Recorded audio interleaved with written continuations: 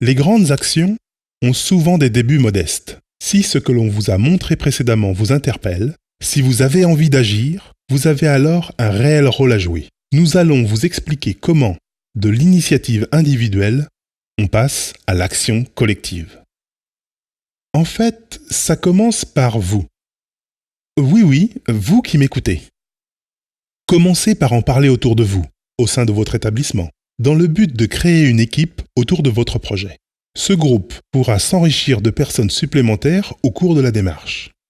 Une fois qu'un groupe se constitue autour du projet, désignez une personne référente, qui sera le moteur de la mobilisation sur le long terme. L'équipe que vous avez rassemblée, baptisée comité de pilotage, aura comme mission, entre autres, de définir un calendrier, la méthode d'intervention et ses actions dédiées. Dans un premier temps, il s'agit pour le comité de pilotage de savoir si vous avez la capacité d'agir de manière autonome à l'intérieur de votre établissement ou bien si vous souhaitez être accompagné dans votre démarche.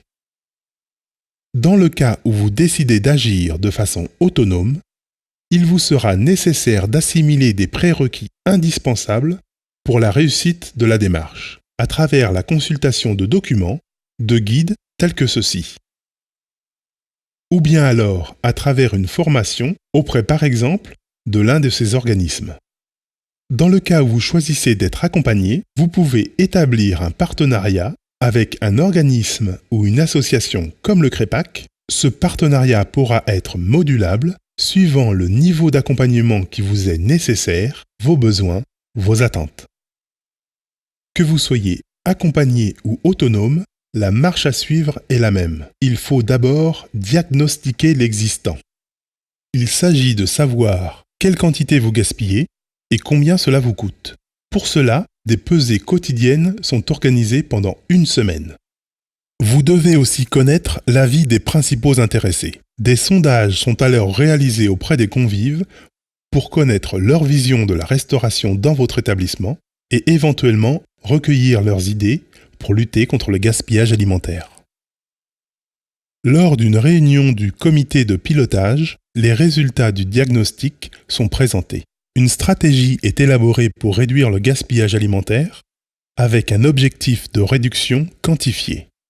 Durant la phase d'action et de mobilisation, les démarches visant à diminuer les quantités préparées, à modifier les modes de préparation et les menus sont mises en œuvre en cuisine. Dans le self et les espaces de restauration, un dialogue entre le personnel et les convives est instauré et de l'affichage est installé. Les convives sont invités à participer à la lutte à travers des rendez-vous d'information, de réflexion, comme par exemple des ateliers de sensibilisation, des conférences ou des visites des cuisines. À l'issue de toutes ces actions, il s'agit d'évaluer l'efficacité de la démarche en procédant à une seconde semaine de pesée. L'analyse des résultats permettra de juger, puis de communiquer auprès de tous, les informations sur les résultats obtenus et les efforts réalisés. Il faudra mettre aussi en avant l'évolution des résultats d'un point de vue qualitatif. Vous pourrez alors pérenniser la stratégie sur le long terme ou la modifier si besoin dans le cadre d'une réunion du comité de pilotage. Le gaspillage alimentaire n'est pas une fatalité.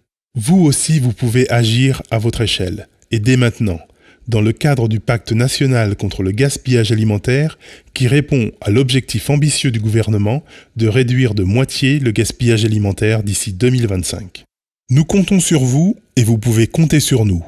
Le CREPAC se tient à votre disposition pour vous conseiller, vous former, vous accompagner ou suivant votre secteur géographique pour vous orienter vers une association partenaire. Vous pouvez également nous rejoindre au sein du REGAL, le réseau pour éviter le gaspillage alimentaire.